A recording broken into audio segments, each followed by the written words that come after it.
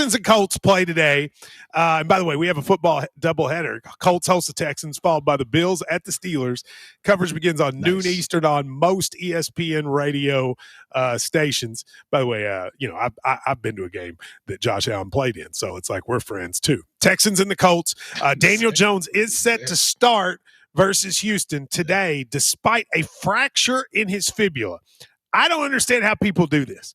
Like, how in the world do you have a fibula fracture and you're playing? There was a video of him on Twitter, like he could barely move. How in the world is he going to play, especially against the Texans defense that sacked Josh Allen 8 times last week?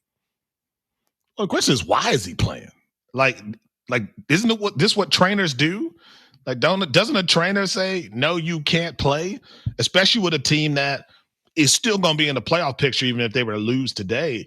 Like, are they sacrificing now and not having them later? I wonder, too, in a city, Matt, where a year ago, I think it was, Anthony Richardson quit in the middle of a game, right? It was like, take me out. I don't want to be in the game. I'm taking myself out. If this is a situation where Daniel Jones feels like he's got to be tough. Carson Wentz did it in Minnesota. He had a messed up shoulder for a month and didn't tell anybody.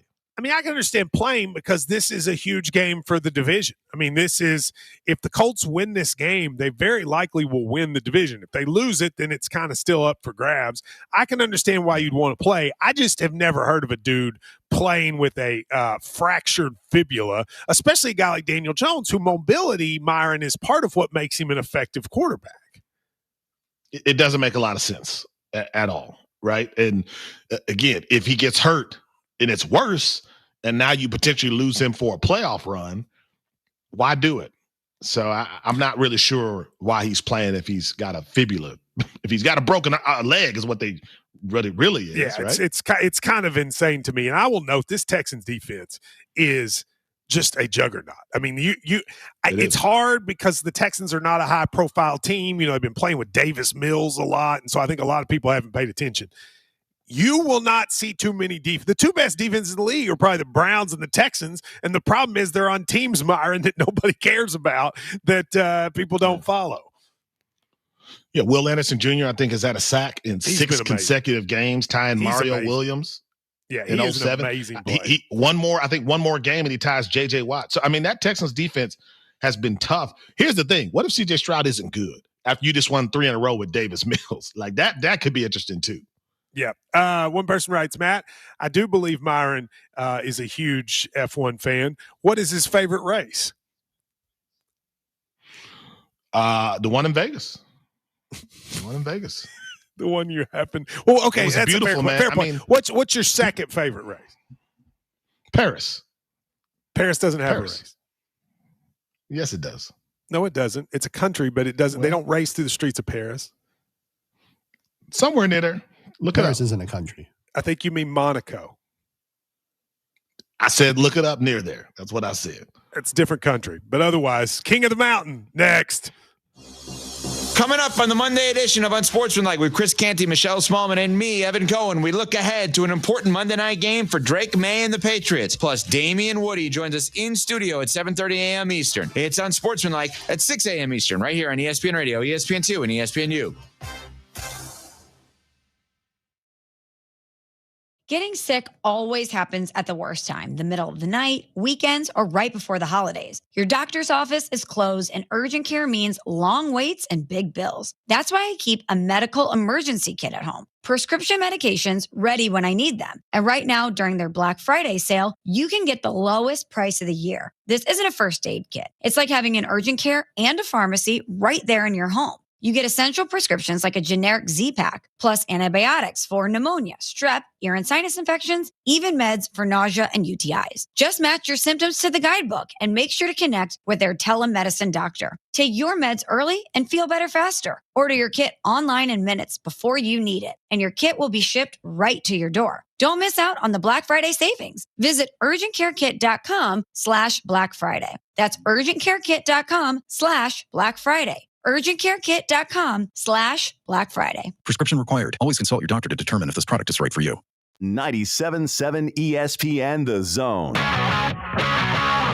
Eagle Masonry and Installation. It's right there in the name. Eagle is your one-stop shop for block, stone, or brickwork, monument signs, and outdoor kitchens and fireplaces. Eagle also offers the finest craftsmanship and insulation, including fiberglass or spray foam insulation, and of course, insulation removal. Philip Love and his team have years of experience, bringing the region the best in masonry and insulation services. For more information and a quote, visit insulatewitheagle.com or call 256-755-1556. Eagle saves you time. Eagle saves you money. Since 1983, Berkshire Hathaway Rise Real Estate's Ann Adams has been your local go-to real estate expert in the area. As a buyer, you can trust Ann's in-depth knowledge of the local housing market to narrow available properties down to those you'll be interested in, saving you time when shopping for a new home. When you're ready to sell, Ann's expert negotiation skills will ensure you get a fair price and hassle-free experience. Call Ann Adams today at 256-337-2625 or email annadamsrise@gmail.com. Uh-oh, Brad's buzzed. Oh, yeah? Yeah, he's starting with the woots. And now a speech. I just want to say that friendship is about heart and brain. Who's with me? Good thing is, he knows when he's buzzed. And my brain is saying, when it's time to go home, somebody call me a ride. Love that guy. Me too. Know your buzzed warning signs? Call for a ride when it's time to go home. Buzz driving is drunk driving. A message from NHTSA and the Ad Council. I don't think that many kids in my son's school even do it. He makes fun of his friend who vapes. He would never try it. She's into soccer. She's on the honor roll. She's just not the type. No way. No way. No way. No way. My kid would never vape. Get your head out of the cloud. Today, nearly 8,000 kids will start vaping. Maybe even yours. WCZN, Union Grove, Huntsville, Alabama. 97.7 ESPN, The Zone. This is SportsCenter. It's a crucial week 13 in the NFL. I'm Chris Smith. The Texans hit the road as they try to cut into the Colts division lead and get back into the playoff mix. Houston has won 3 straight to move above 500 for the first time this season, while Indy enters week 13 as the 3rd seed in the AFC with a 17% chance to get the top seed according to ESPN's analytics. Coverage is underway right here on the select ESPN radio outlets. Meanwhile, Buffalo visits Pittsburgh, who get back QB Aaron Rodgers from a wrist fracture that caused him to miss a game against the Bears. And ESPN host Chris Canty says this game could have long-ranging playoff implications. The Bills don't win this game, they're not going to make the playoffs. If they're not going to win this game, it's on the board that they could lose against the Cincinnati Bengals. I anticipate them losing in Foxborough, and then a scenario in Week 17, them losing to the Philadelphia Eagles. They don't have a lot of gimmies, a lot of layup games throughout the rest of their schedule. This is one of those that you circle, and when you start talking about degree of difficulty, you need to get this one. Heard on ESPN Radio is Unsportsmanlike. The Bills are 3-4 over their last 7 since starting the season, a perfect 4-0. Coverage begins 4 p.m. Eastern on select ESPN radio outlets. Into college ranks, sources told ESPN that Lane Kiffin, who is expected to be hired to coach LSU, will hold a 2 p.m. Eastern meeting with Ole Miss players, followed by an announcement about his future. And losing out on the Kiffin sweepstakes, it was Florida, who are finalizing a 6-year deal with Tulane's John Summerall to be the head coach of the Gators with an average of nearly $7.5 million per year. Auburn has reached a 6-year deal with South Florida's Alex Golish.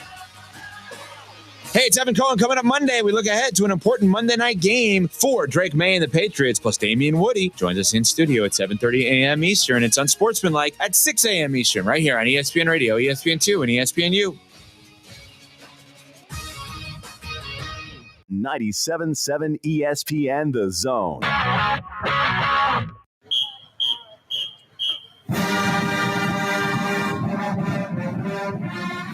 Welcome to the Alabama Football Recap Show with Drew DeArmond and Steve Moulton. Smoked by Dreamland Barbecue. Ain't nothing like 'em nowhere. Call into the Neighbors Wealth Management Hotline now, 256-576-4977. That's 256-576-4977. Now, here's Drew and Steve.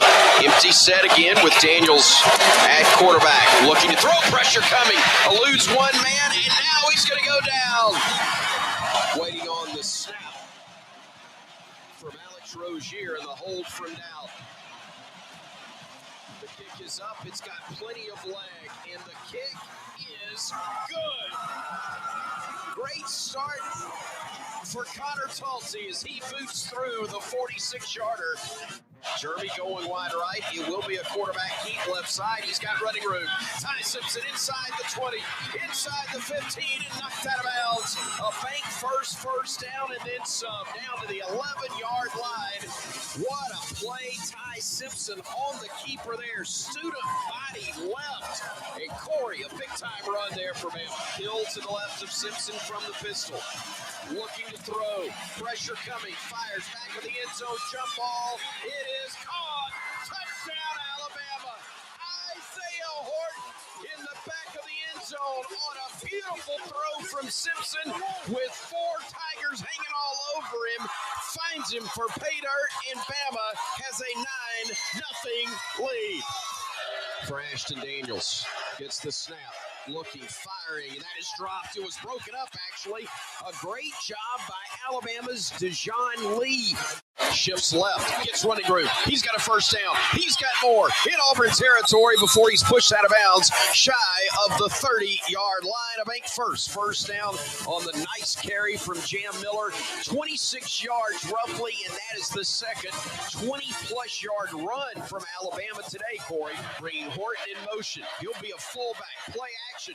Wants to throw it to Horton. He's open. Touchdown, Alabama. Time, looking, pressure coming, scrambling to his right, trying to buy some time, now trying to run, cuts it up, he's got a first down and more inside the 20, move the sticks, I believe. So Ty had to get rid of the football. Connor Talty on to try a 29-yard field goal from the right hash. He made one earlier from 45. Snap and spot are good. The kick is up, and the kick is perfect. Atta baby. Connor Talty, 2 for 2 on field goal tries. Looking, firing again. It's off the hands and picked off by Bama. Bray Hubbard 30, 35, cuts it back 40. Bray still on his feet and finally brought down shy of midfield. The deflection, the pick, and Alabama turns away the Tigers. Simpson from the pistol. Did it go hard count again? Nope, they're going to snap it. Looking, Ty fires, catch, touchdown! Isaiah Horton with the grab, and Alabama goes back on top with 3:50 remaining. Daniels, quick out left side, trying to make a man miss. They do, but ball it down, and it's a tackle, it's a fumble, and Alabama's got it. Alabama forces the fumble, takes it away. Deontay Watson in the time turns away the Tigers. Fumble recovered by the defense. First down. Oh, mercy. 33 seconds remain. And when it looked like Auburn was about to get another first down, Coleman loses the football, and Alabama takes it away.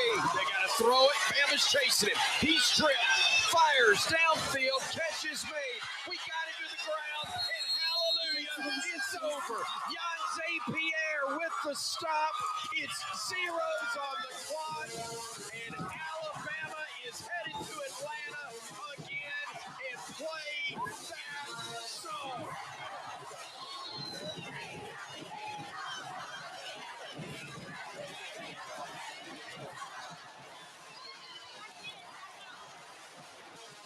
Final score, Alabama 27, Auburn 20. The Tide advances to the SEC championship game for the 16th time in school history. Wow. What a 90th Iron Bowl it was. Welcome in to yet another Bama Recap Show, smoked by Dreamland BBQ. He is Drew DeArmond. Steve Moulton here with you. Good morning, Drew. There is a lot of news to get to, but let's start with the Iron Bowl before we get into the Lane Kiffin Festival. Well, I mean, I can say that I nearly hit the score on the head. You did. I picked 28-21. I didn't unfold like I thought it would. I thought it would be a back and forth, blood and gut, close game throughout. I didn't think Alabama would come out looking like they were playing Georgia and get up 17-0. And then, much like Georgia, looked like they went into a shell in the second half and didn't make any adjustments. I did have Greyhound on speed dial. If they blew the game and lost it, I would have put all of them on a bus to Penn State and let them leave, but they found a way to win. And so that – and again, when you go back and you reflect on it, look, there was nothing different last night, really, honestly. This team, they are who they are, and they're not a pretty football team. They're not an overly talented football team, because I'm going to tell you what. Is this a team that plays to the level of their competition? I don't think it's that. I just think they're not that talented. Okay. Really? I mean, Ty Simpson is good, not great. He's not an elite player. He's a really good player. He's a gutty guy, very tough, smart. They have probably 2 first-round draft choices on the offense, and they're not high first-round picks. But this really started with the South Carolina game. Have you seen something that has – because it was passed off as just going right through that gauntlet, which I kind of bought into. But honestly, since the South Carolina game – it all started with Georgia. They upset Georgia, but they didn't even score in the second half. That's true. They got outplayed in the second half, and they hung on for dear life. And that's what happened last night. I thought Auburn made adjustments, and Alabama didn't. But Alabama found a way to win the game because they're tough, and they know how to win. Auburn does not. They're losers. That entire senior class and all those upperclassmen, all they know how to do is lose. And that's all they did for 5 years. Okay, and that's why they've had 5 straight losing seasons. They're not very good. I will tell folks that are calling in, I plug you through directly into the system. So if you'd like to call in, you can do so at 256-576-4977. And I'll just apologize to the listeners. If you were trying to tweet at me last night or get some reaction and all that, Alibaba stole my account. I don't have an X account right now. It was stolen about an hour before the Iron Bowl. I've been trying to send messages to Twitter X support. Don't know when that'll be fixed or whatever, but I have no X. So it's been locked. It's been blocked off of the 97.7 account. So there's no access to it.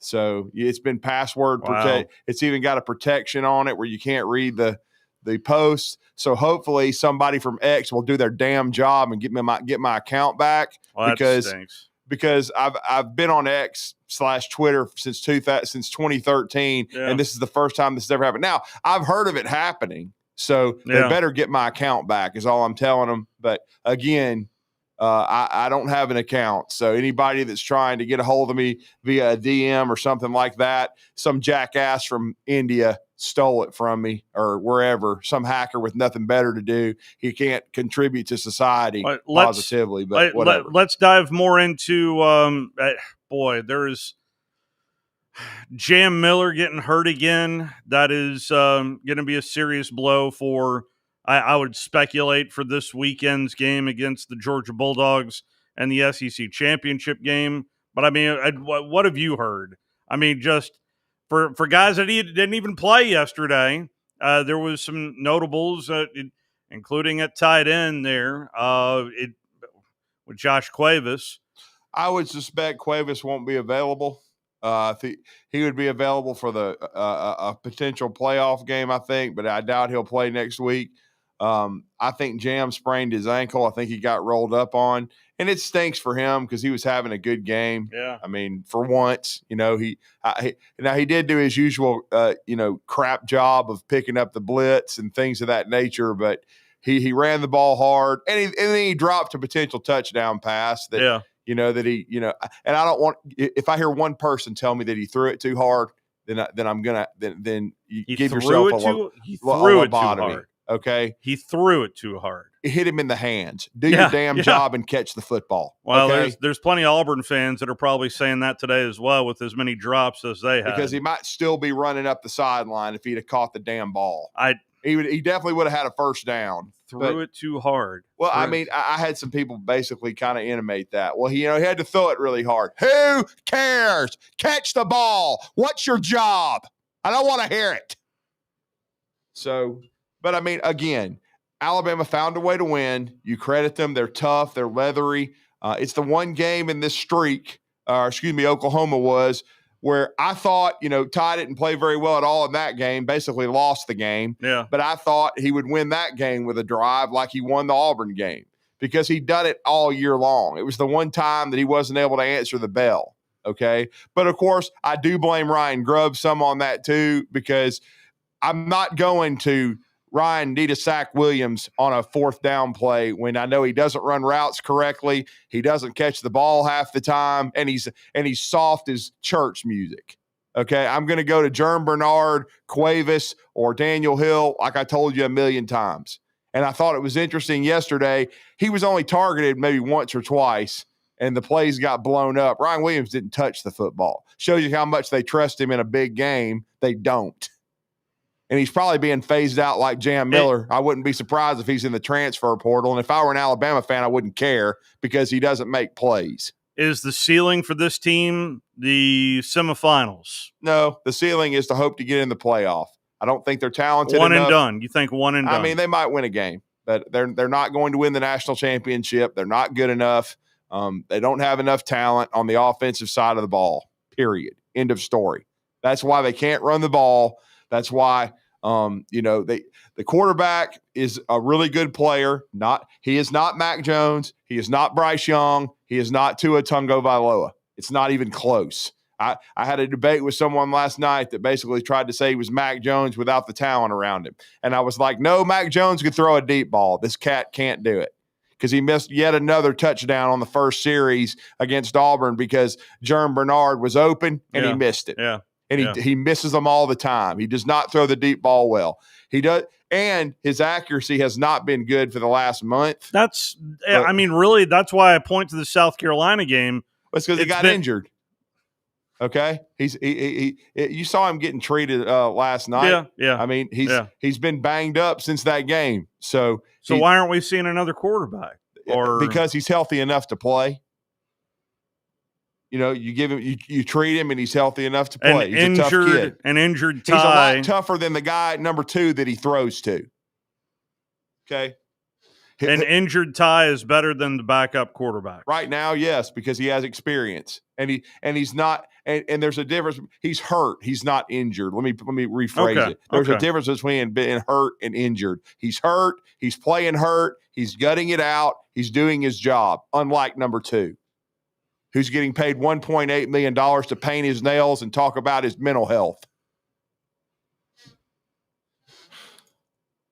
And here we go with the rematch. I mean, it feels like we were just talking about the Alabama-Georgia game earlier in the year, and you mentioned about especially them Alabama looking different in the second half. There in Athens, I was there for that game, but the start was just incredible in Athens, and that's real, Drew. Well, they've been a good first half football team for the most part. They did most of their damage to LSU in the first half. They're not pretty when they finish, but most of the time they make the plays. And I'll give Kane Womack credit. His defense finds a way to win. And they forced the 2 turnovers last night. It's funny. The 2 highest paid guys on the field, I didn't think did squat. I mean, I know that Cam Coleman made a couple catches, but did he make any big plays? No. And then when it mattered most, he fumbled the football and lost them another game. It was a great hit. It was a great hit. It was a great play by Bray Hubbard. Oh, my God. Another guy that's a tough guy that is accountable, that did not play well against Florida State, but got his head out of his rectum and has played good football the rest of the year. He comes up with an interception and a huge forced fumble because he's actually on the field. He doesn't have a stuffed animal next to him walking into the stadium. There is some news on the Auburn side as Alex Golesh is going to be Auburn's next head coach. That's being reported by multiple sources today as there was reports about a week ago that Golesh was heading to Arkansas. And Guess that guy ain't got no rep. No.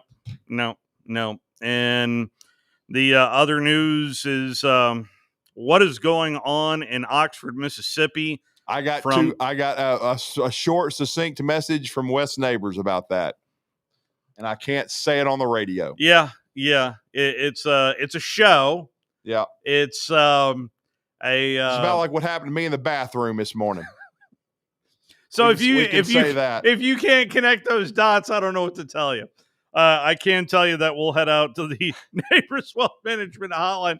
So if the reports are really true, I mean, wow. Apparently, because see, I was wondering if Golish might end up at Ole Miss, because I know he had some interest in that job, but obviously there is potential of Joe Judge. Well, taking over on an interim basis. Well, Joe Judge or Wild Turkey, but I'm hearing more. I think it's probably going to be Joe. I don't know that the Ole Miss would generally be very happy if he became the head coach permanently. For one thing, he's a Mississippi State grad. Yep. But I mean, now if they make a deep run in the playoffs, maybe there is something, because it's so funny. If Auburn had completed the comeback, which would have been historic, it would have been. And I mean, and it might have ended up with I'm just telling you how crazy things get. I don't think it's I don't think it's out of the question that Bohr could have ended up at Penn State if the game had turned out poorly. But he won the game, and that's all that matters. Yeah. So, now, but it's going to be interesting if Joe Judge is the interim coach. Let's go through that scenario. Yeah. And if they win a playoff game or two, maybe he ends up as head coach. Maybe because predictably, as soon as Auburn lost the game the way they did, there wasn't a lot of support for Durkin. And so I even though I will say I was the watching Vandy game and the Alabama game, they played hard for him. Well, they did. And when I heard that there was going to be a 10 a.m. announcement this morning, I thought, well, maybe they are going to give him the job. Maybe they couldn't. Maybe they negotiated with a few other coaches, didn't like the scenarios. But then when I got up this morning and I saw it was Alex Golish, it didn't shock me because Golish is probably going to keep Durkin. Now I'm only speculating on that. I haven't checked on it. I would agree with you. I would think that because John Summerall was not. Okay. That's why he wanted total control. And that's why he's the last football coach that had total control of the Auburn program was Pat Fain Dye, who no longer is with us. Yeah. Out to the phone lines we go and get your reaction on the Iron Bowl, as well as quite a bit of movement around the SEC football tree today. Good morning. You're on the Bama Recap Show, smoked by Dreamland BBQ. Who's this? Hello? Good morning. Hey, good morning. Morning. Hello? Yes, sir. You're on. Go ahead. Who have we got with us this morning? Am I on? Yes, sir. You're on. Yeah, this is Jerry. How are you guys? Good, Jerry. How are you, sir? I'm good. Drew, I'm going to disagree. I agree with you a lot, but I'm going to disagree with you about last night. We could run the football. Oh yeah, they ran it 17-0. When it was 17-0, the game turned on the stupid trick play called by Grubb. That was a horrible call. If we run our offense right there, we've got the ball at about the 40, I think, our own 40, 35-40. If we run our offense, there's about 7 minutes to go in the first half. We go up 24-0. And you'll get run over in the exits at Jordan Hare by Auburn fans right there, and Auburn would quit. That turned the game. That game was over. It wasn't, we didn't play horrible. Ty's still trying to be too perfect. He is trying to be too perfect, and sometimes just get to the line of scrimmage, run the play. And I think last night we could have done that, and that game would have been totally different. That game would have been over by third quarter easily. Agree? Disagree? I mean, I do think that it turned there, and I also don't forget I think it was the one special teams gaffe of the night, because I got to give Connor Talty credit. He did his job. He did.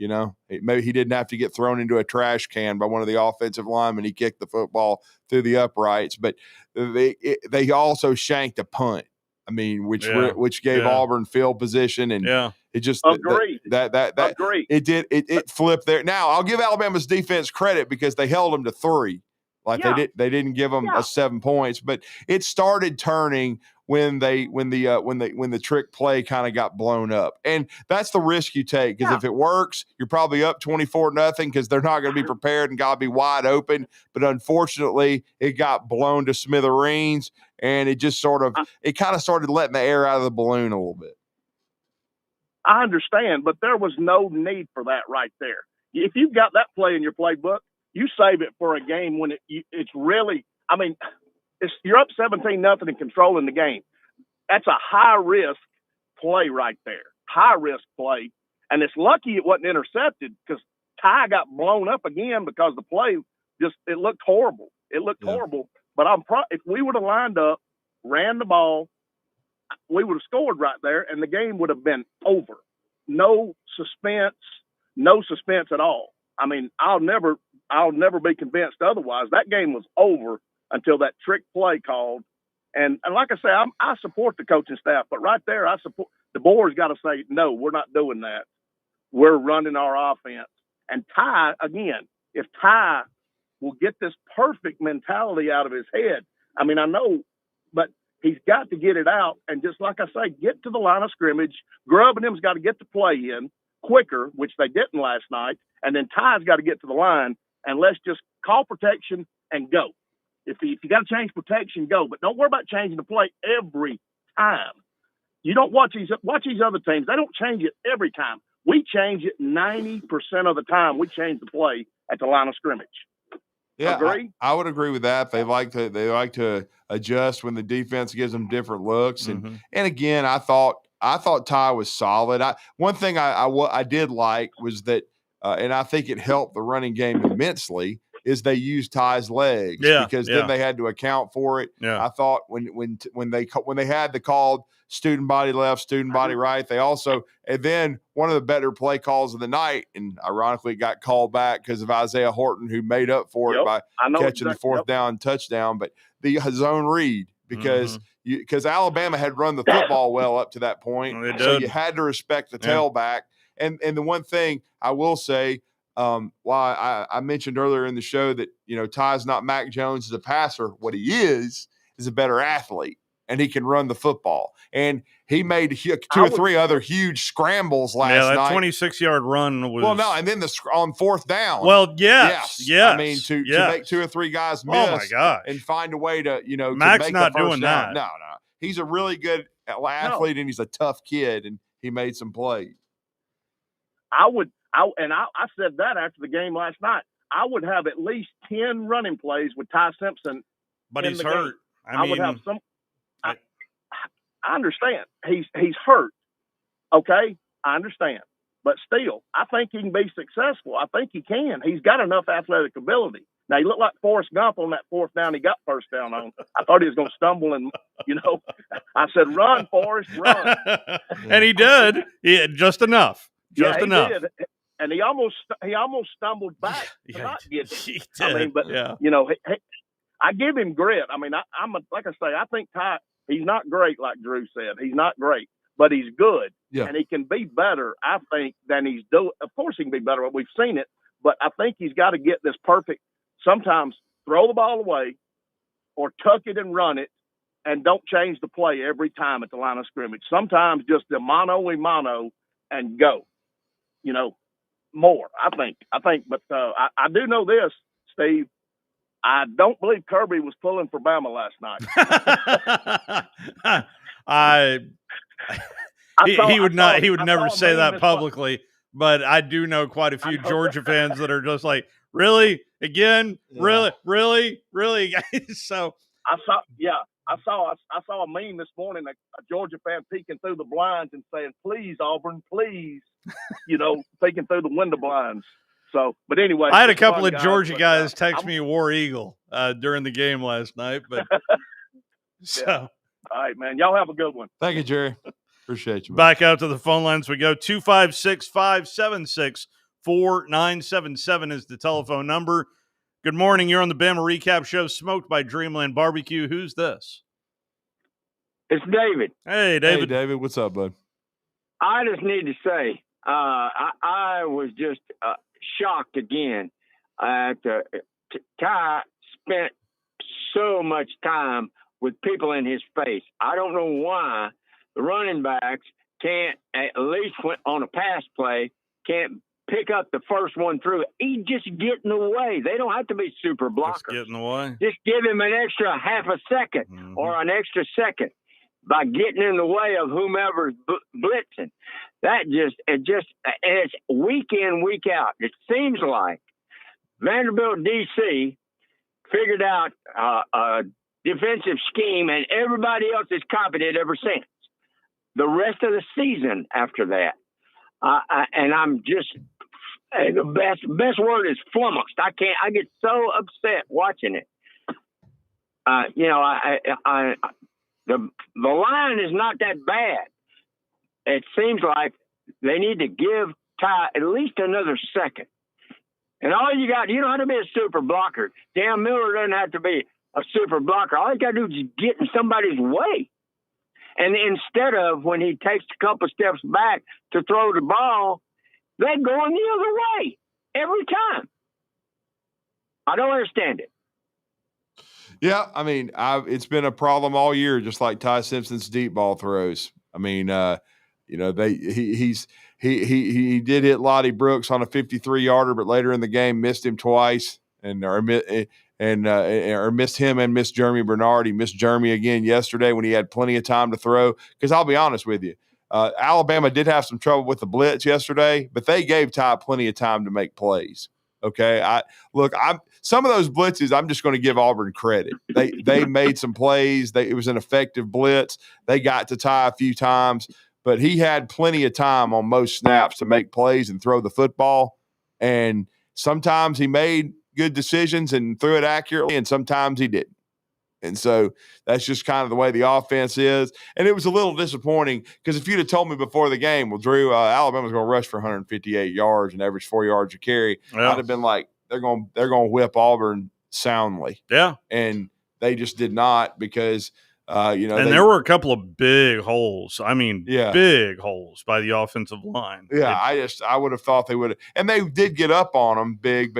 And some of that I give credit to Auburn. I mean, they made some plays. Mm-hmm. And they fought. They certainly played hard for DJ Durkin, and I expected them to. But I just felt like Alabama, and I will say this, Alabama let the plays slip through their fingers. Like, I'll be honest, Auburn's tying touchdown never should have happened.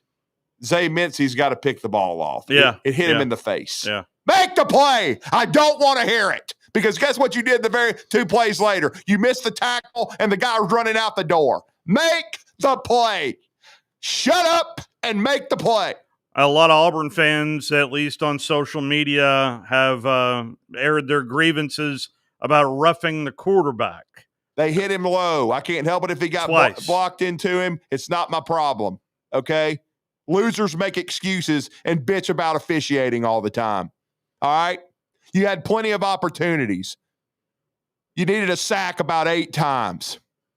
Stop dropping the football. Yeah, the drops were... And, hey, you got lucky, too. You fumbled about 4 other times. It should have been recovered by Alabama. And so then, you're real lucky. Right before the tip interception there by Bray Hubbard, it just felt like Auburn was allergic to the football there for a minute. I mean, I'm sorry. But Auburn played hard. Durkin had them ready to play. But the better team won. Period. End of story. And it shouldn't have been as close as it was. Well, another game that was awfully close was Georgia Tech, and that was another back and forth deal. To me was a classic Georgia Tech game, as Georgia going to go right back into Mercedes-Benz Stadium for the SEC championship game. And sizing this up, Georgia has improved over the last 3 weeks, in my opinion. And how much do you think Alabama has improved since the bye week before LSU, Drew? I mean, I think Georgia's better. I think their defense has improved. I think their pass rush is a little better. Certainly Gunner is more comfortable. Yeah. They didn't play a pretty game against Georgia Tech. It was kind of like Alabama and Auburn. I thought Georgia should have beat them worse. Don't know the status yet on Bowen, the talented tailback there for the Dogs. He would be a game changer, in my opinion, for Georgia if he was able to play offensively, but we'll see. But like I said, I think Georgia's gotten better. I think it's going to be very difficult for Alabama. Alabama's beat up. I don't know how much gas they have left in the tank. They need a break. But, you got to play the SEC championship game. I think Alabama should be in the playoff regardless, but, this committee's a bunch of dumbasses. So, I mean, who, in my opinion, don't know football from from a hole in the wall. Because I'll be honest with you, there is no way if Duke wins the ACC championship game that those sad sacks need to be in the playoff. No. I mean, I'm sorry, but there's got to be a provision where you say, sorry, guys, but you're going to a bowl game. But the Miami Hurricanes, here's the deal. Here's what should happen. Virginia wins, they're in the playoff. Mm-hmm. Virginia loses, the Miami Hurricanes are in the playoff. I think there's a solid opportunity that there will be 0 ACC teams. Because I think Miami deserves it a hell of a lot more than Duke or even Virginia to a degree. Yeah. But if Virginia wins it, you can give it to them. But Duke has no business being in the playoff. Okay? Yeah. None. Yeah. 0. Yeah. It is the 5 highest ranked. And I'll tell you somebody else that don't have any business being in the playoff. And Dari Noka, I don't know if he was sniffing glue or what he was doing. Nice guy, but there's no way in hell that you take Texas over Vanderbilt. Because I'm sorry, I don't give a rat's crap about the head-to-head. The Florida loss. They lost to a 4-8 Florida team. Yeah. It happened. You can't act like it didn't. Because I'm telling you right now, and I agree with something I heard last night, if you put the Texas logo on the Vanderbilt football team, they're in. No question about it. It's because they got a V on their helmet, and they burned down the house in Knoxville, which was one of the most beautiful things I've watched all year long. They didn't just beat them, they beat the ever-loving hell out of them.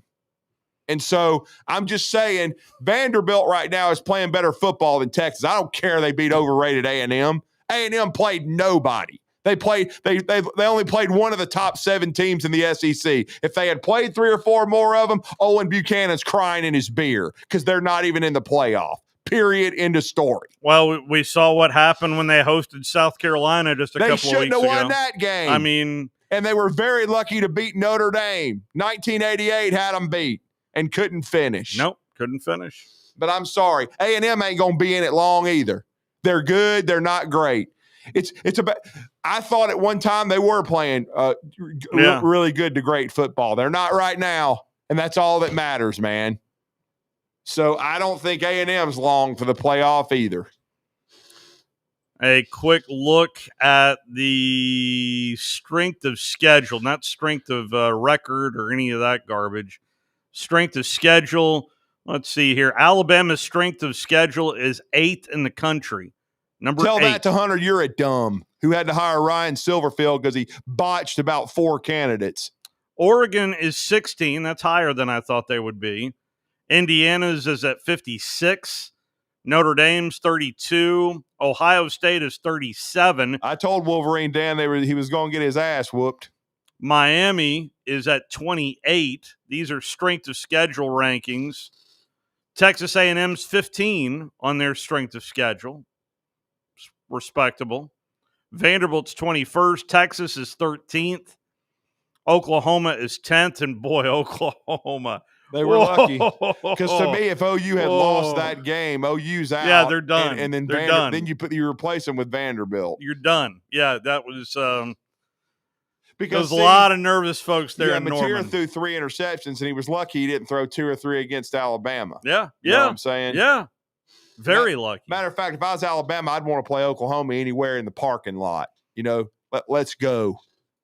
But, I mean, right now they'd be playing Ole Miss and Joe Judge or Pete Golding because we know the Lane train's off to Louisiana and he's not going to be coaching the team.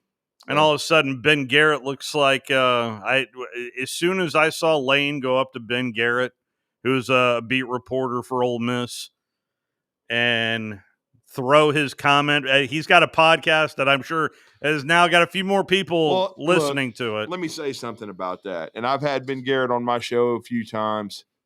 Been a while. He's actually been on the Blitz a few times lately. All right.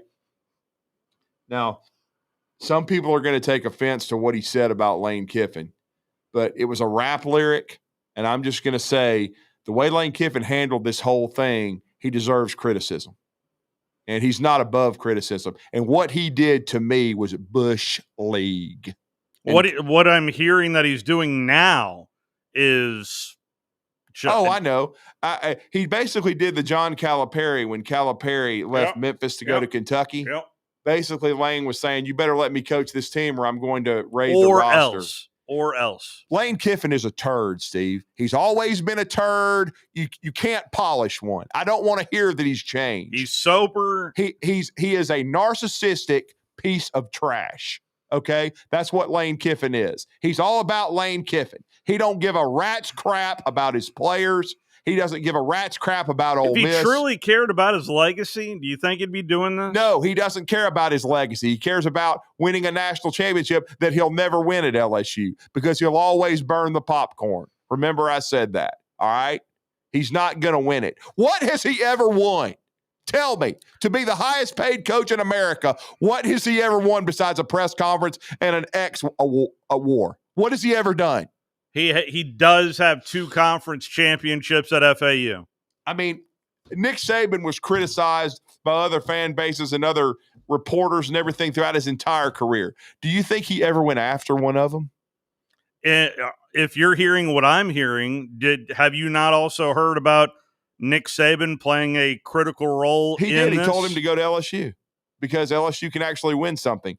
And no disrespect to Ole Miss fans and their program, but they haven't won anything since the 60s, okay? Now, this is a great season, and they're going to the playoff, and they deserve to. Yeah. I'm not saying they don't. Should be hosting a playoff game. They should be. Should. And the committee shouldn't criticize or penalize them because their head coach is trash as a person, okay? Because Lane Kiffin is a trash person, all right? I don't care if he quit drinking. Just because you quit drinking doesn't mean you're not trash. It just means you've packaged things differently. The way he handled this whole thing was garbage. You know, he just kept wanting to keep himself as the center of attention instead of just doing what John Summerall did and saying, I'm concentrating on my team. You know, I'm not, not saying, well, I've got to think about it. I got to do this. I got to do that and all this stuff. And then tweeting what he tweets and putting up all this garbage, having his son wear LSU headphones to one of his high school games, which is total crap. I mean, you just don't do that. And I mean, again, I think Lane is a good football coach. I'm not saying he's not, but I'm also saying he ain't elite. When's the last time, if you really chronicle the Lane Kiffin Lane train, when is it when he's leaving left it well? He never has. It's never happened. Never. Remember how he left when he got fired from the Raiders, what Al Davis did. Yeah. I mean, that was all a joke. of a sudden, and that was a part of that E60 special. Yeah. I want to go back and, I mean, Al Davis, I know everyone was. We all know why he made that E60 special, Steve. He tried to do that to make himself look better. Okay. All that was some fluff piece. Oh, Lane Kiffin's such a different person. Man, piss on Lane Kiffin. I would never want him coaching the University of Alabama. If this is not your ultimate do not call sign, I don't know what would be. And there is reports that supposedly Alabama is his dream job. Yeah. I don't know if that's true. I don't know if that's false. Well, he can keep dreaming, and hopefully Freddie Krueger will show up. But it is getting messy. But I did at least want to give a shout out to Ben Garrett, who Lane going up to him post. And then as Ben explained, and I watched it because we have his colleague Brad Logan on all the time, and Brad kind of shed light on the whole thing that happened. Only part of it got shown. Okay, there was only part of it that was put on TikTok and social media. All right, Lane Kiffin asked him 2 or 3 things, but they only showed one on camera, and that's what I'm saying. So, I mean, when he first goes up to you and said, hey, did you call me a bitch? No, I did not. He's like, well, did you say we weren't prepared because we looked focused and prepared?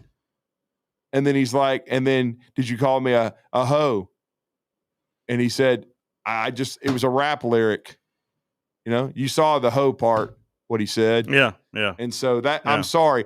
That just shows how narcissistic and freaking just when low rent that he is. There was you don't do that on camera, man. I'll just say this: Nick Saban did go after a reporter that I know very well years ago, but they had it out behind closed doors. Yeah, not in front of cameras. And guess who? Guess who squelched the whole thing?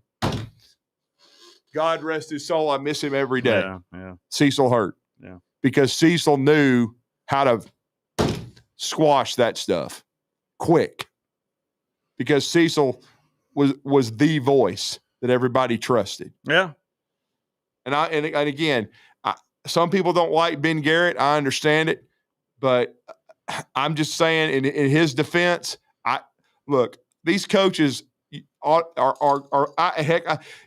Ben and I are a lot alike in some ways, the way we just speak our minds. And these coaches are not above reproach. These guys make $10 million a year. Yeah. Okay. And then with a guy like Lane Kiffin who wants to put himself in front of the media everywhere. He's about to make $13 million a year. And make him, which is the most overpaid coach in America, by the way.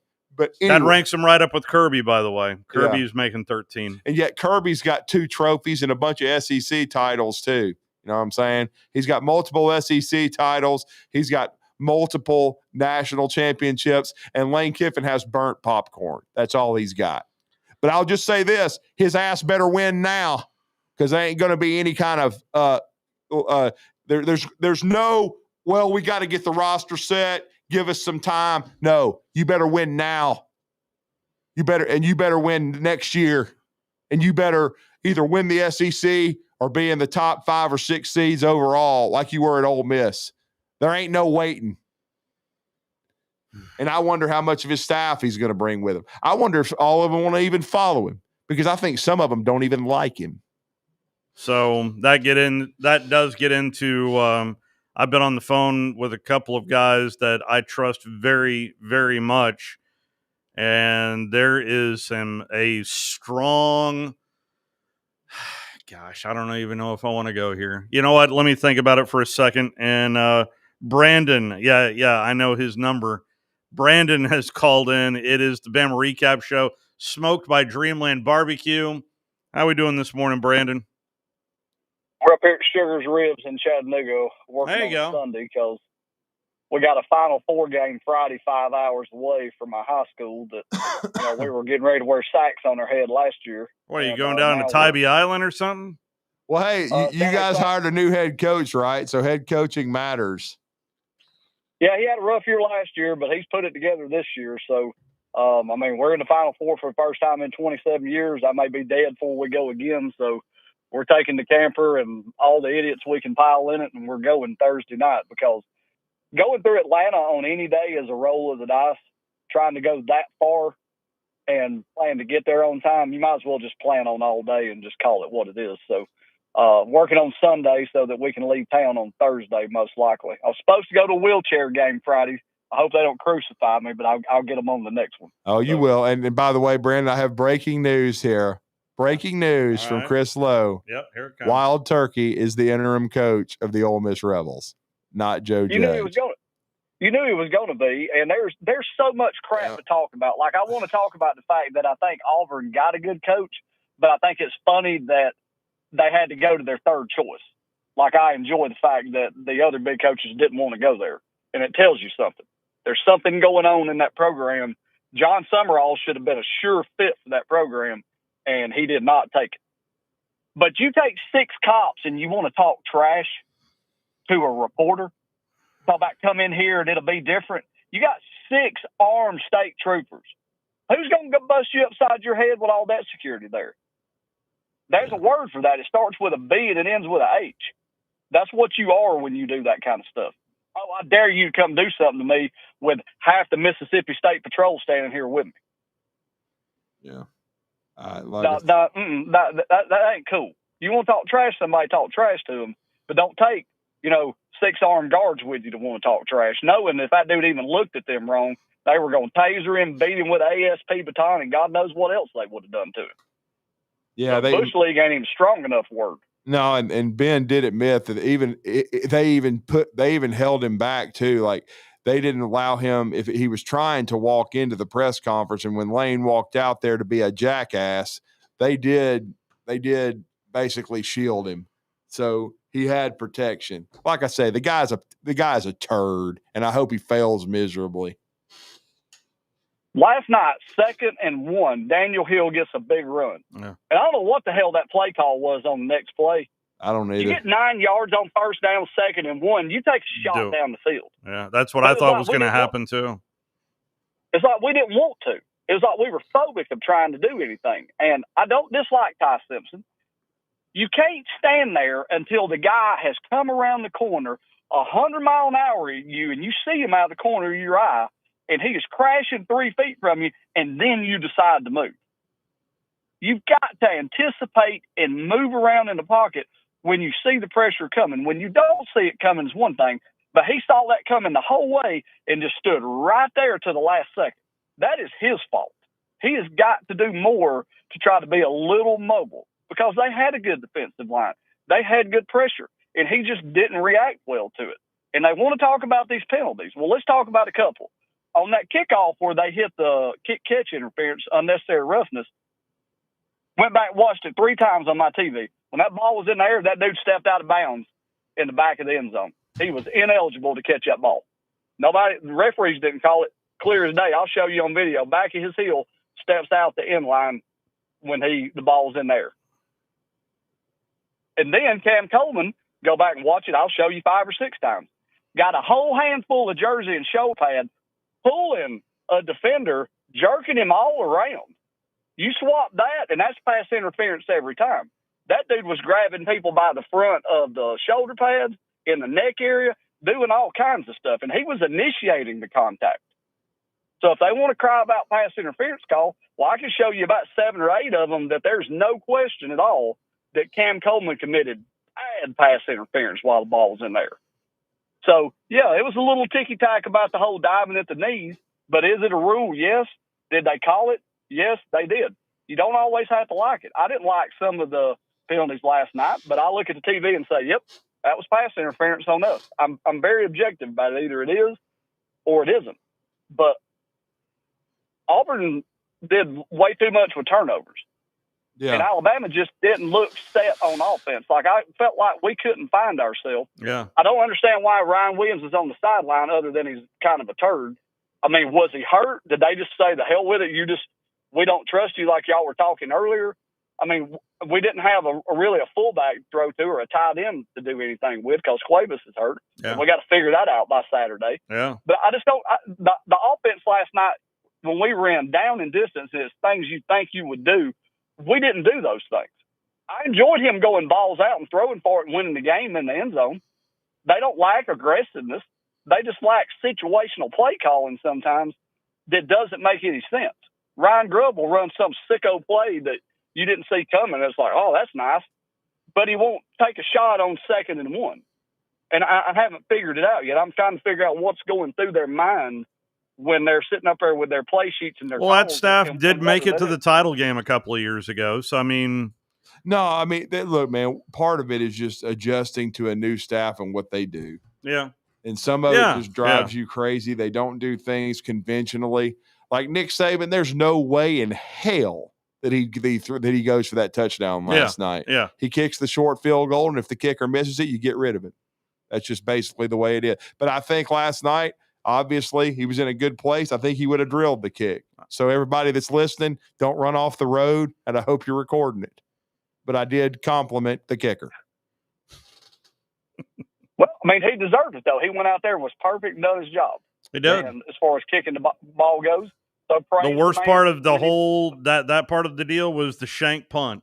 The shank punt. It was the one I thought mistake of the night on special teams. Other than that, I didn't think Alabama made any glaring mistakes.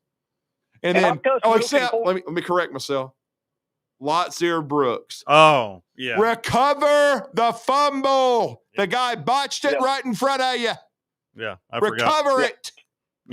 Yeah. And we had a couple of interceptions go right through hands and hit people in. I already mentioned Zay Mincy. The only 2 touchdowns they really scored and did good on was on bust of coverage of between us and a linebacker and the secondary to where nobody could figure out who they wanted to cover, and we just gave it to them right up the sideline. It was just, it was so easy there.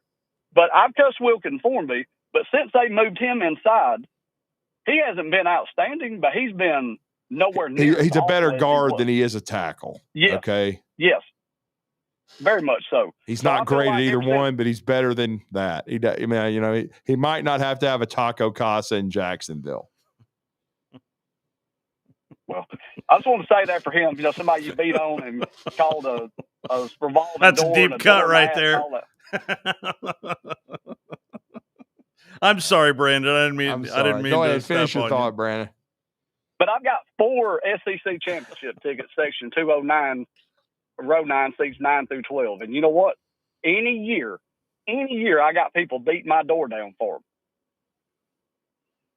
Especially Georgia fans. Not this year. Not one phone call. Wow.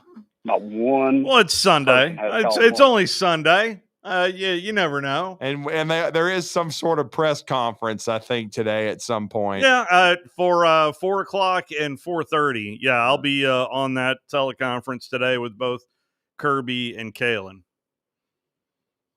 So are you going to the game, Mo? I'm not. I will be in Valdosta, Georgia on Saturday. And I will be in Montgomery, Alabama. So if one of our esteemed colleagues wants to, by the way, you better tell me today. The deadline's today, bro. You better tell me today. If Brody Hogan's listening to this, or John Abraham, or somebody, you better hurry up and say something.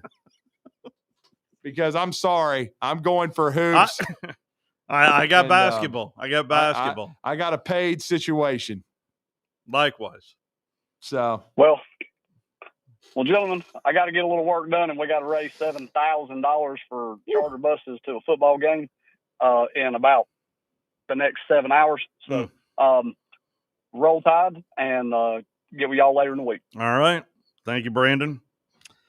So, especially after reading what Chris Lowe has reported and put out there, I feel comfortable in telling you what Chris has put out there, that Lane Kiffin has told the entire offensive staff, if you ain't on the plane today, you're gone. Then you're not going to be with me at LSU.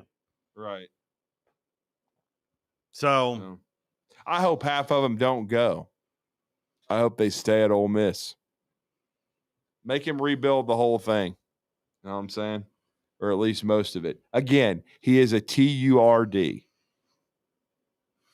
Only cares about himself. He doesn't care about his players, man. For all the criticism that I'm hearing about Kalen DeBoer in Tuscaloosa, please look at what's going on in Oxford, Mississippi. No, man, you take Kalen DeBoer 10 out of 10 times. I mean, this is nope. If this does not make you appreciate the kind of situation that Kalen walked into, and what he's now done. And through 2 regular seasons. Here's my point. You want somebody like that representing your university. That's exactly my point. Never, ever. So the AAC is going to have quite a few coaching changes, as the SEC has rated them pretty good. Brandon wants the credential. Now that I would pay for. I know we're all joking here, but I would pay. I wish Lane Kiffin were there. I would pay. That's why we didn't had Texas A&M beaten Texas.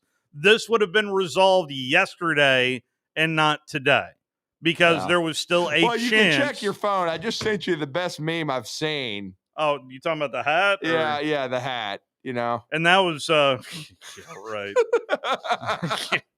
Yeah, and evidently that picture was sent to Ben Garrett from Lane Kiffin. Of course he would send it to him with a gold hat on. You know what I'm saying? Bingo. I mean, he's so easy to root against, Steve. You want him to lose every freaking time. Every time. But what I still can't wrap my head around is the fact that Nick Saban is the one that at least orchestrated this. Well, look, Nick Saban's going to advise his former coaches. Nick Saban is not that kind of guy that's going to throw you under the bus. Nick Saban fired him, but yet he's still going to try to. Nick Saban is a stand-up person, Lane Kiffin is not. And guess what? Did Lane Kiffin have to say that he was calling Nick Saban and Pete Carroll? No. But he could have kept that on the down low. But of course he's not, because it's like throwing it out there. Well, I still talk to Nick Saban. Well, I still talk to Pete Carroll. Well, guess what, Lane? I can tell you one thing you can't do. You can't clean either one of their bathrooms because they could both coach you under a table.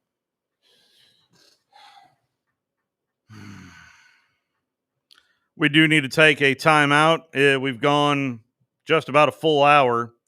Because there's a lot, honestly, to sift through.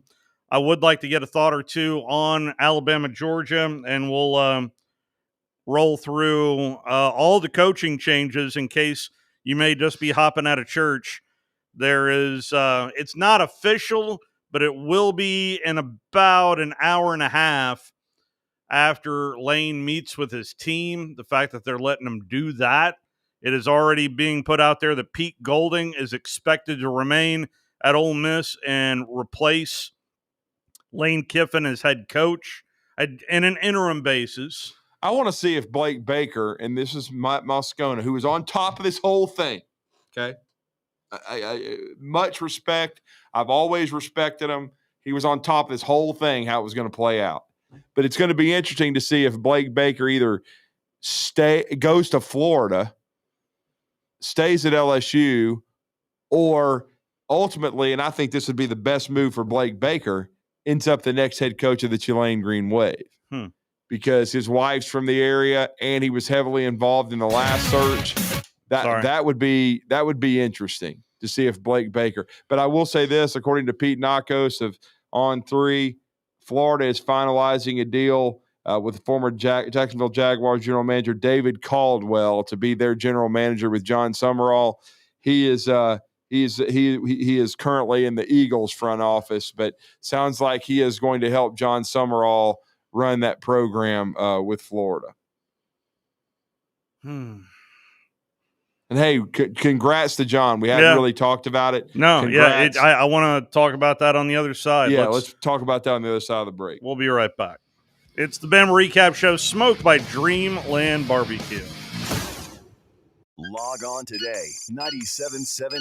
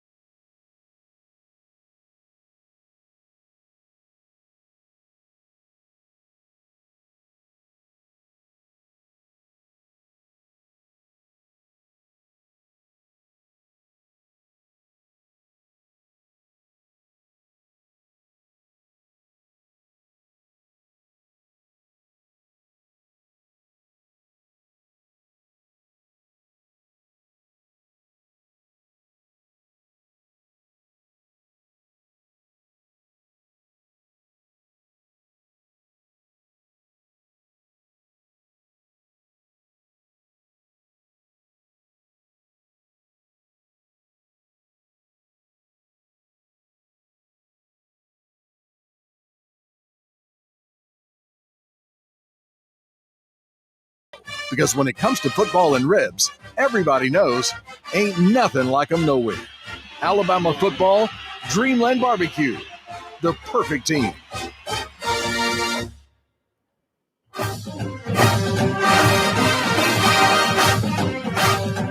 It's another Iron Bowl win for the Alabama Crimson Tide.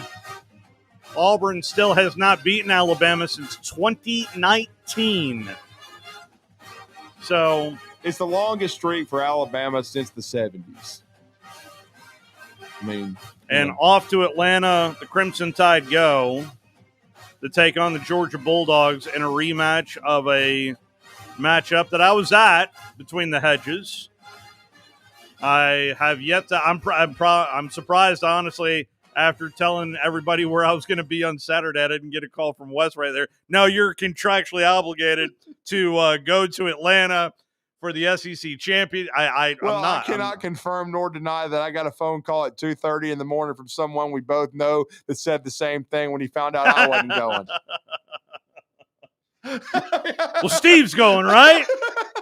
Yeah, well, we got to get Steve there somehow. And then I turned around, I looked it up. I was like, no, UAH is at Valdosta at 3:00. Yeah, and then tip-off is at 3:00. Yeah, and then of course there is no feasible way I can be in two places at the same time. And then that's when I got the reaction. Well, isn't Wes going to say he's contractually obligated? And trust me, we're trying to get it covered, man. Anybody that's listening, as far as the rest of our colleagues, we're giving you a golden opportunity. I'll give my esteemed producer Brody Hogan a that a boy. He was sitting outside, freezing his butt off, watching it at a tailgate in Auburn at the Iron Bowl. Okay, I didn't think it looked like he was in a heated tent. Arkansas has hired Memphis head coach Ryan Silverfield. He is going to be the next head coach of the Hogs. That is set. Auburn has hired South Florida head coach Alex Golish. That is a done deal. Florida has hired John Summerall from Tulane. And, of course, the local ties here. Certainly wish John the best, but that's it's a tough job. It is a tough job. I'm not saying he's not capable of turning that program around. He certainly is. Well, here's what he's got, though. He has a new football operations building that hasn't been open but about a year. Yeah. And he's in the middle of a very fertile recruiting territory. And right now, Florida State is in complete disarray. They just beat the hell out of Florida State with an interim coach. And, that's right. And Miami has talent, but their head coach is remember the show The Weakest Link? You are the weakest link. Goodbye. And so I'm sorry. I think John Summerall is a better football coach than – I don't know if he's a better recruiter. I think he can, but I think he can hold his own. But I sure as heck think he's a better football coach than of course, Mario Cristobal. And, of course, last week the deal was set as Eli Drinkowitz is going to stay at Missouri, getting well paid to stay there. Clark Lee as well at Vanderbilt. And it turns out Vanderbilt's got some money when you prove that you can do something. And Steve, we've got to talk about it because I watched some reaction, especially from the guy that you respect the most in the bluegrass, and that's Matt Jones. But he's got to go. Wow, 41-0. That was ugly. Steve, they had two walk-on. Well, I'm sorry, a walk-on running back and a wide receiver. They were down four tailbacks, yeah, right? That's what they had to play. A walk-on from Ashland, Kentucky, who had over 100 yards, a true freshman at tailback, and then his backup was a wide receiver they moved that week. That's horrendous. Horrendous, Steve. There is no justification on that. You can't look like they did against Vanderbilt and Louisville the last two games and bring him back. How? And then Mitch Barnhart, I agree once again, he needs to retire too. Sorry, Jeff from the Dumbo, but both of them need to go. I think from what I remember that if you were to fire Mark Stoops because of the whole Texas A&M saga that happened, $37 million. Yeah, $36 and million. Then it goes down $9 million next year. But I don't think. Look, he did a great job for the majority of his tenure in Kentucky. Okay, Yeah, but it's over. I mean, how are you going to put a roster together when you've already proven you can't get a quarterback in there? I mean, Steve, there's no way you can keep him. Yeah. There's just no way. But, I don't see. But see, but now they haven't had a they I'll be honest. I think when he got to 5-5, they thought they were going to keep him, and now it's cost you Summerall because he would have been the number one guy. Yeah. Okay. Yeah. So you're not getting him. So who are you getting? You're probably going to have to take a chance on a coordinator, would be my guess, or you're going to have to go the FCS route, which is always a crapshoot. Yeah. Well, I mean, if you can get a really good coach from, that could do it, on that level. But again, I don't see. I agree with Matt. If you bring him back, you're basically going to be 16 out of 16 next year. I don't see how you put together a good roster, and I don't see how you win. I don't either. I mean, and again, I think Stoops did a great job, and he really elevated their program. And it's not as bad as when Joker Phillips left it, but it's still not good. And so I just don't know what you do, but who knows? The college football rankings come out Tuesday, December 2nd. We'll play it for you live on the drive. It is from 6 to 6:30. We'll get some reactions to that, but really the only significant shakeup that you're going to see is Texas A&M. How far do they fall after losing to the Longhorns? Where are they going to put Texas, although that's a team that has 3 losses? 3 losses there for the Longhorns. And yes, I know the argument that we all heard from Steve Sarkisian. Ohio State took care of business. Indiana played nobody. Georgia winner, Texas Tech. Oregon, Ole Miss, Oklahoma, a scare but a win. Notre Dame played nobody. Alabama wins in the Iron Bowl. And we'll just find out where they're going to situate Miami. And I still don't understand why Notre Dame is ahead of Alabama resume-wise. Although eye test-wise, it's so hard to judge because of who Notre Dame is playing right now. Yes, they took care of business, but Stanford, this whole audit that we were told about during this past offseason, I did not realize the eye test would be as important as what we're being told by multiple chairmen as well as the executive director. There's no way with the schedule strength and who Alabama has beaten that they shouldn't be in it. I mean, I'm sorry. I mean, I know they even if they lose in the SEC championship, I think they should still be in. I'm sorry. They definitely should be in over Texas. I don't care if they lost by 7 to Ohio State. They lost. Well, to what do you Florida, think of the matchup 4-8. between Alabama and Georgia round 2? Well, I think you got to favor Georgia. I think they're the healthier team. I know that you talked about Bo and the injury in the backfield. Yeah. But I think they're playing really good football.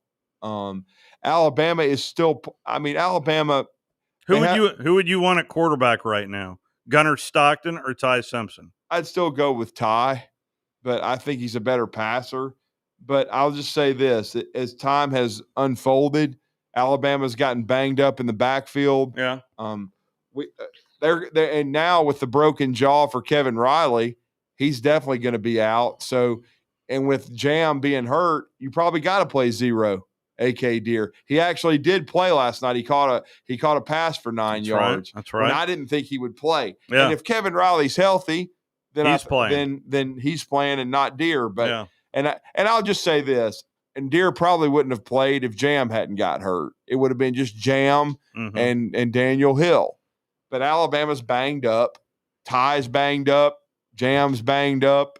They've had moving pieces along the offensive line.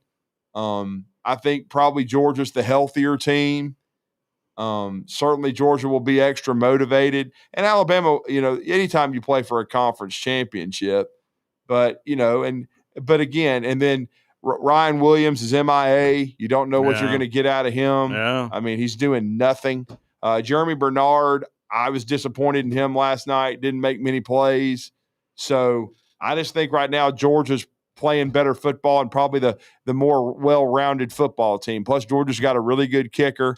Alabama, you know what day he wakes up. You don't know what you're going to get. It's like a box of chocolates. Georgia's got a good punter. I would just say I would take Georgia probably by 7.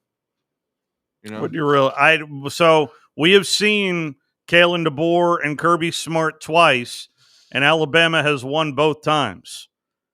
Alabama has won 10 out of the last 11 meetings, including between the hedges, 24-21 earlier this year. This is the 5th straight appearance for the Dogs in the SEC championship game. Although for Alabama, how many's Lane Kiffin coached in? That'd be 0. Yeah. Alabama, this is their 16th appearance in the SEC championship game, most by any team in the conference. They are 11-4, are the Crimson Tide in the SEC championship game.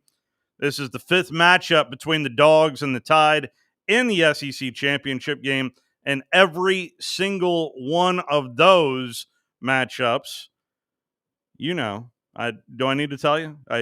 You know who comes out victorious in the SEC championship game. Yeah. But I would not count out Alabama. I would not. And as ugly at times as that Iron Bowl looked last night, at times, this team, they just find ways to win at critical times. That they certainly had their opportunities even against Oklahoma to find a way to win more than anything. Yeah. So I would lean Alabama, honestly. I just, as much as saying it out loud kind of speaks it into existence, I do believe that there is a strong likelihood that, I hope I'm wrong on this, that if Alabama does not win the SEC championship game, that the committee would keep them out. And by the way, next Sunday is the release, and we will be here for that, for the final playoff, final rankings, because there will be a Bama recap show because Alabama is playing in the SEC championship game. I hope that does not come to fruition, because I think that would kill championship weekend more than anything. Although I will tell you, at least from what I hear from coaches all year long, I heard so much more about the playoff than I did about the SEC championship game. And it does make me wonder the health of the championship weekend that we're going to get this particular weekend, and how much noise we're going to hear about the what if this were the play-in weekend, and see what kind of matchups you would have had for play-in weekend. But I know money is always the argument on the other side that I always hear. There's money to be made. In this respect, it does feel like football is turning into basketball, where it is all about the tournament, just all about the tournament, and not winning conference championships. Yeah. I mean, look, I understand that, but a conference championship is still a big deal. Nate Oates has won both conference tournaments and conference championships. And it stinks because basketball is just a completely different animal than football, just the amount of games. Yeah, it is, but it's still a very big deal.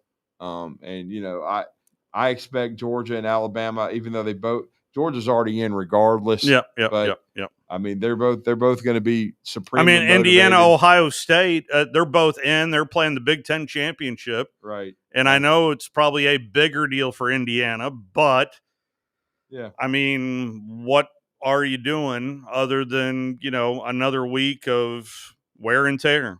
Well, like I said, Alabama can control what they can control. If they do beat Georgia, they're in. Yes. And very likely they host a playoff game. I mean, I would think so. I don't even think it's beyond a shadow of a doubt. I mean, or I just beyond comprehension, excuse me, that they are a top 4 seed, depending on what else happens. Because, really? Yeah, because look, I think their ceiling is like 5, in my opinion. I think they should be over A&M. I don't care if A&M's just got one loss. I mean, A&M lost to Texas. Well, we'll see where they're going to put. Where do you think they're going to put Texas A&M on Tuesday? Because I would think they'd probably put them around 5 or 6. Yeah, but you think Texas Tech jumps them? Oregon jumps them? What about Ole Miss? I don't think Ole Miss will jump them.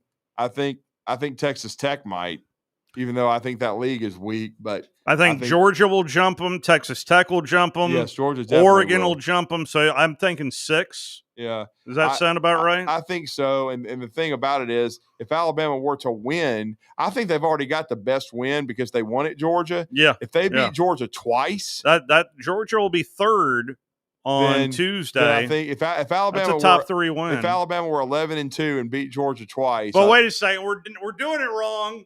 It's all about the losses.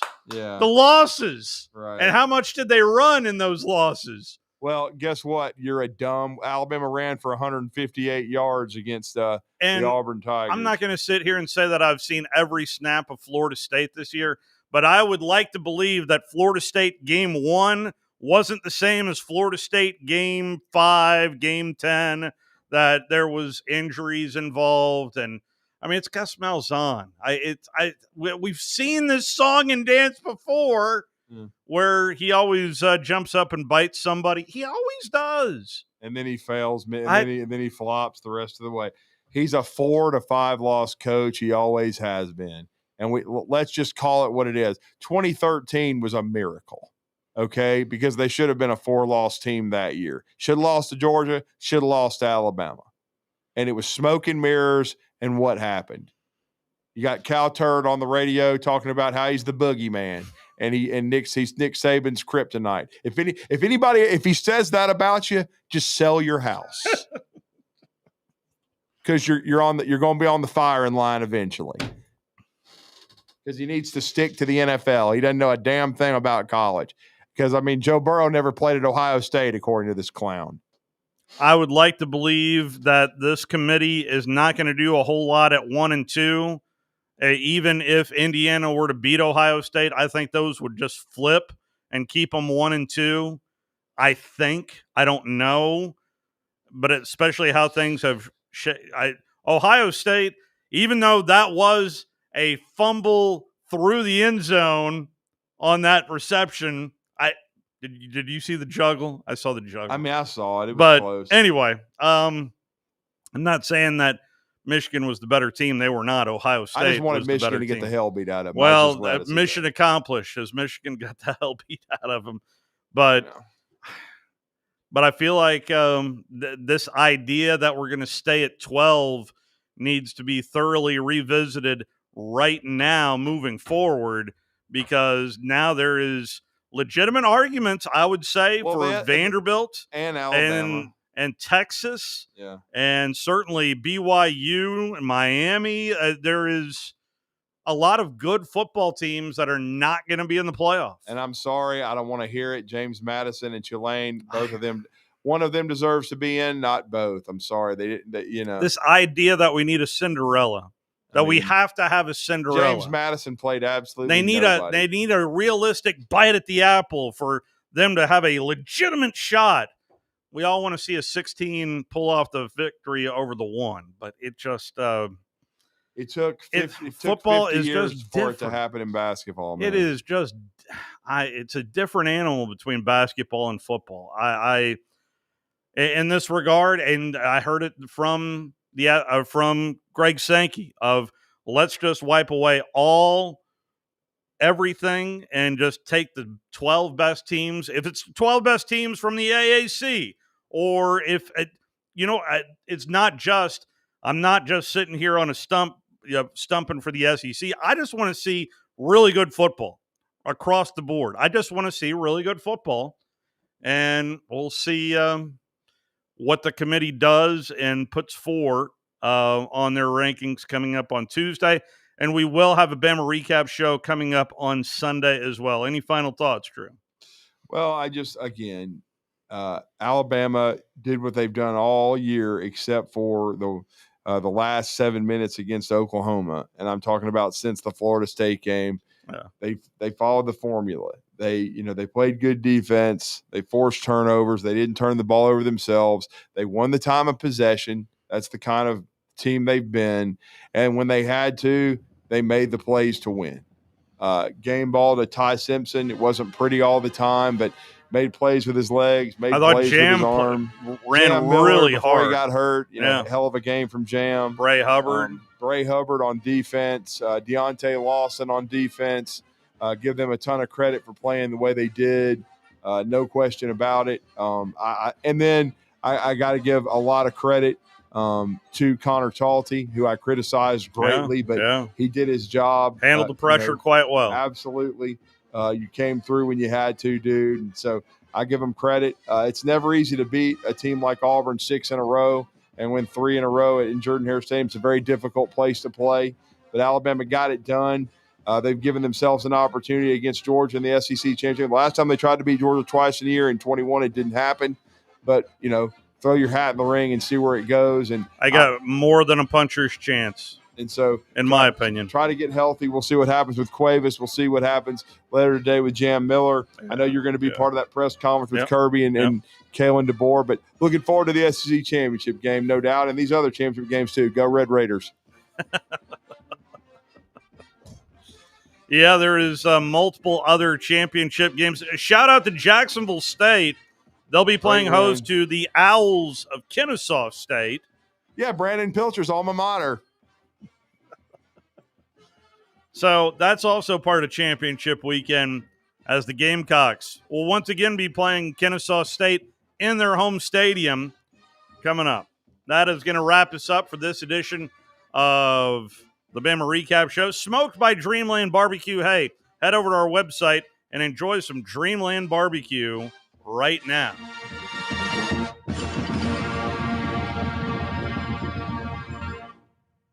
.97.7 ESPN The Zone. Approaching, but it's still warm.